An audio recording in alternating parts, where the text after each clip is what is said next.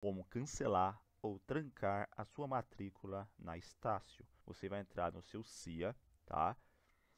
Você vai vir em atendimento, você vai vir em novo. E aqui, ó, vocês vão vir em matrícula e transferência.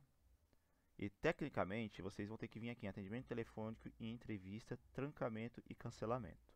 Porém, se você fizer exatamente isso daqui, ó, olha o que vai acontecer. Eles não deixam você trancar. Eles vão te obrigar a ligar lá, entrar em contato com eles para poder trancar. Aí é o pulo do gato aqui, ó. Vamos cancelar. Ele vai voltar para a aba de novo, tá? É a mesma abinha, atendimento, novo, tá? Vocês vão vir aqui, matrícula e transferência.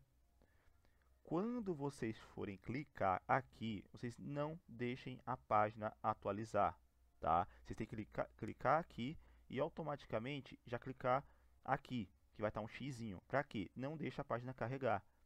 Porque aí vocês vão conseguir fazer o motivo do agendamento e vão conseguir agendar o trancamento ou o cancelamento, tá? Vou fazer aqui para vocês verem. Vocês vêm aqui rapidinho, ó, tal, carregou, deu ruim. Vamos de novo. Vamos lá.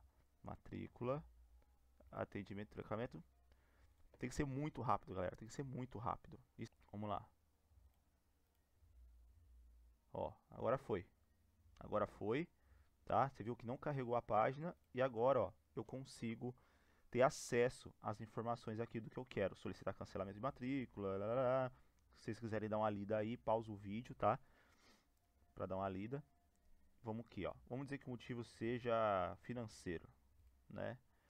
Vamos lá, motivo financeiro, confirmar.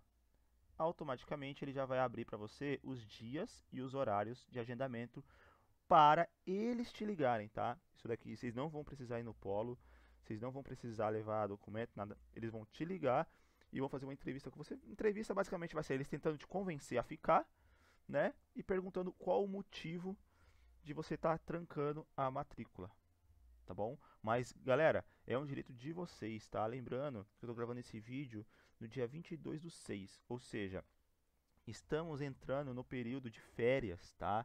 Então, se vocês fizerem ainda nesse mês 6, eu acho que, se não me engano, até o mês 7, vocês não têm que pagar nada, porque não começou o ano letivo, né? No caso, a segunda parte do ano letivo, tá bom?